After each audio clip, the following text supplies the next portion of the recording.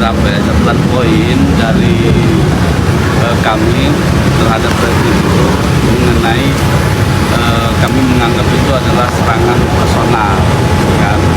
Serangan personal itu yang pertama disampaikan oleh jaksa melalui itu adalah bahwa kami itu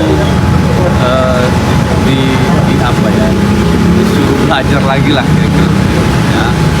Nah, saya pikir ini kan bukan soal rananya ya, soal ranah mengenai apakah itu adalah konteks dari sebuah argumentasi hukum, itu tidak lagi ke sana kan. Nah, kemudian yang kedua yang menjadi catatan juga bahwa argumentasi yang kami sampaikan di dalam nota pembelaan pertama dianggap oleh jaksa itu sebagai sebuah halusinasi yang pertama itu, yang kemudian disimpulkan itu akan memberatkan terdakwa kan dalam hal ini kita. Nah, kalau seperti itu dalilnya jaksa, berarti benarlah selama ini tuduhan dari kita bahwa perkara ini bukan didasarkan pada fakta, ya kan? Berarti apa yang didalilkan oleh kita dalam nota pembelaan yang terdahulu, termasuk kami juga, adalah benar bahwa tuntutan yang disampaikan kepada Nikita itu bukan tuntutan yang sesuai dengan fakta-fakta persidangan. Seperti tadi jaksa menyampaikan bahwa argumentasi hukum yang kami sampaikan dalam nota pembelaan justru akan memberatkan Nikita. Nah, konteksnya memberatkan Nikita ini dalam apa? Padahal kami menyampaikan terhadap tuduhan jaksa mengenai unsur pasal 27B junto pasal 45 dan pasal 3 Undang-Undang TPPU itu unsur yang tidak terpenuhi ya.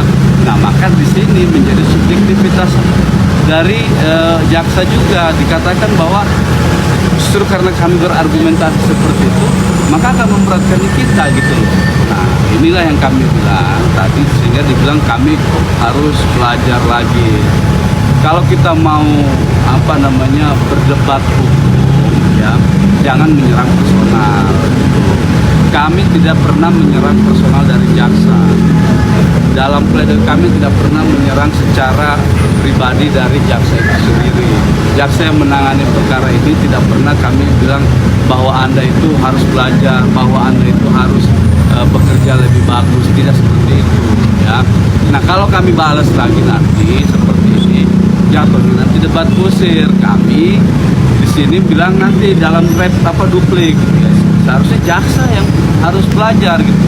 Ya mohon maaf, mereka suruh belajar kita bicara soal apa? Ini soal etika gitu. Soal etika dalam hukum acara pidana gitu. Nah, tidak semestinya itu disampaikan oleh jaksa dalam forum persidangan ini gitu. Sangat menyayangkan berarti Bang, akhirnya kata-kata menyerang pribadi itu. Sangat, itu kan saya katakan, itu kita tidak bisa sebenarnya praktisi hukum manapun ya di Indonesia ini itu tidak akan setuju kalau kemudian ya penegak hukum yang diartikan penegak hukum, jaksa, penasihat hukum, majelis hakim itu menyerang secara personal gitu kan. Nah, inilah yang kami sayangkan terhadap retrik jaksa itu ya, seolah-olah mereka lebih paham ya, seolah-olah mereka lebih pinter gitu. Nah, padahal kita dalam hal ini, dalam permasalahan ini mau mencari kebenaran yang sebenar-benarnya gitu. Adapun perdebatan kita selama ini dalam persidangan itu adalah perdebatan yang biasa-biasa saja gitu. Jangan diartikan perdebatan itu sebagai sebuah musuhan, apalagi itu musuhan personal gitu ya. Kami dibilang belajar lagi personal. Kita ini belajar sudah sampai S3 loh, gitu loh maksud saya. Bukan kita tidak mau merespon mereka, tapi mereka itu yang memulai gitu ya. Nanti kemudian kalau kita balas ya jangan juga nanti tersinggung kalau misalnya ada balasan dari kami sebagai penasihat hukum gitu. Mungkin nanti di pledoi yang akan apa Bang dari tanggapan replik ini?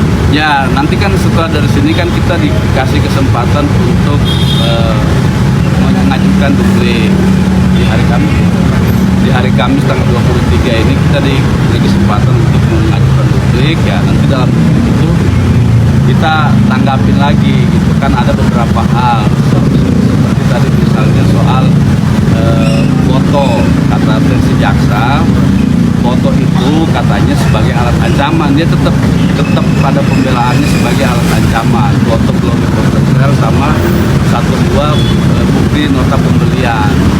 Nah, bukti nota pembelian itu ya di fakta persidangan diperoleh Nikita dari saksi Yosi ya. Nah, kalau itu dibilang sebagai alat ancaman yang sudah diburamkan, berarti yang memburamkan itu siapa, harus dicari tahu dulu. Niki Yosi dalam persidangan dia sebutkan, iya saya yang mengirimkan bukti itu, bukti pembelian nota itu kepada Nikita. Nah, kalau itu diburamkan karena dianggap seolah-olah itu masih menjual, berarti harus dicari tahu dulu siapa yang memburamkan bukti pembelian itu, gitu loh. Nah, di sini sementara di fakta persidangan tidak ada yang memburamkan itu. Bahkan kita serahkan bukti itu ke majelis hakim secara utuh melalui proses pembuktian pada saat itu. Nah, kalau ini kita tutup-tutupin, ngapain kita buka di persidangan? Kan begitu. Nah, ini yang menurut kami agak keliru jaksanya memberikan pendapat soal itu keliru. Masalah penghilangan barang bukti juga bang. Barang bukti apa sih mungkin yang dimaksud dengan JPU? Bukan barang bukti, fakta. Kalau jaksa tadi dalam repliknya dia sampaikan bahwa baik Nikita maupun kami penasihat hukum itu tidak menyajikan fakta hukum secara utuh. Kami balik juga, mereka menyajikan ke fakta hukum secara utuh, kan begitu. Ini kan boleh namanya juga argumentasi gitu loh. Karena semua ini kita ungkapkan di persidangan. Misalnya saya ambil contoh tadi, dibilang bahwa kami tidak mengambil secara utuh atau mengambil fakta persidangan secara parsial, sepotong-sepotong kan. Nah, fakta di persidangan masih banyak, sampai hari ini masih banyak beredar fakta di persidangan bahwa saksi yang namanya Chandra Agusman itu dia tegas menyatakan di persidangan bahwa dia itu melihat video call antara Mail dan Reza Gledis di mobil. Itu fakta loh. Fakta itu yang kemudian kami kutip di persidangan, disimpulkan oleh jaksa itu tidak pernah ada. Ayo kita buka-bukaan video rekaman gitu loh. Rekaman persidangan. Kami juga merekam proses persidangan ini. Maka kami bilang, saksi Chandra Agusman itu di persidangan dia bilang, saya melihat Reza Gledis video call sama Mail. Nah, ternyata fakta di persidangan video call itu ada di rumah, bukan di mobil. Itu loh yang pernah mau diputar tapi nggak jadi kan, inget kan? Nah, itu fakta itu tidak sinkron dengan keterangannya saksi gitu loh.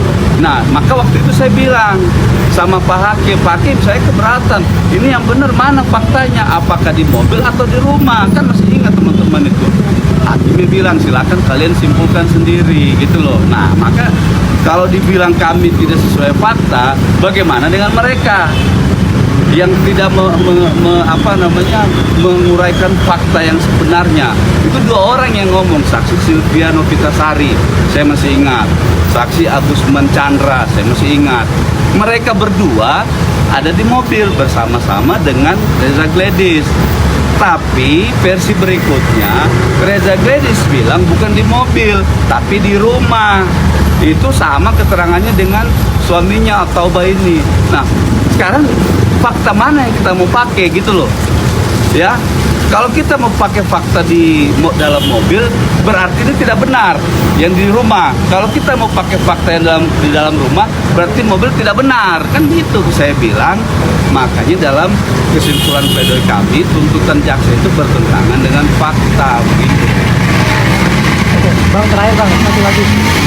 Kemarin kan sempat bilang akan menyurati presiden, apa Bang?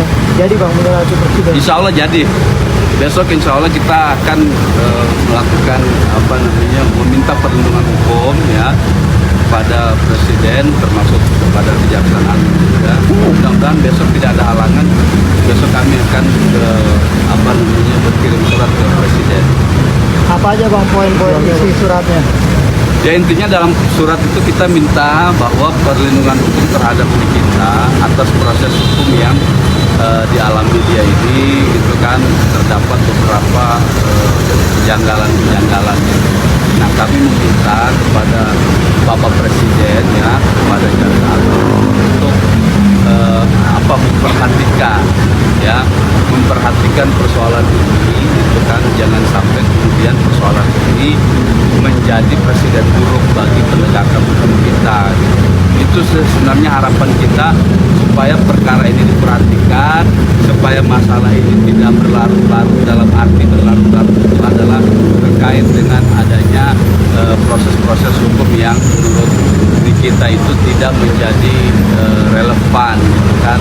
Nah seperti tadi juga diambil lagi kasus yang tahun berapa pas di sini di dalam pledoi gitu kan. Itu kan persoalan lain, ngapain sih dibawa-bawa ke dalam urusan ini gitu loh.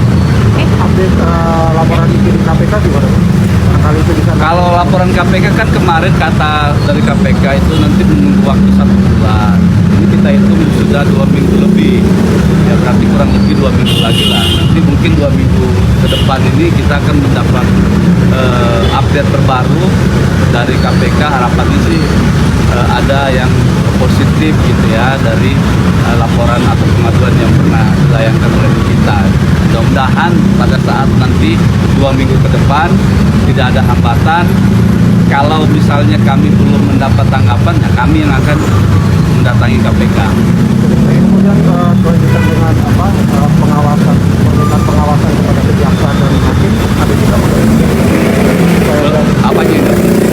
ada permintaan dari tim kita untuk pengawasan terhadap jaksa dalam kemudian perbuatan. Oh iya ada. Update juga. Kalau itu nggak bisa karena kan ini berkaitan sesuatu yang tidak bisa disampaikan karena kami sudah memberitahukan supaya terhadap persoalan ini mohon dilakukan pengawalan dan sebagainya kan. Nah kemudian dapat tanggapan, nah soal itu kita tidak tahu lagi, jadi biarkan orang yang kami sampaikan tempat yang kami sampaikan ini melakukan tugasnya gitu. Tapi masih dalam pengawasan ya? Masih semua masih dalam pengawasan. Semua ini kita lakukan dalam rangka mengawal proses penegakan hukum. Tidak lain lari itu, kita cuma membutuhkan supaya persoalan ini tegak lurus, tetap dan track. Oke. Oke, makasih. Makasih. Terima kasih.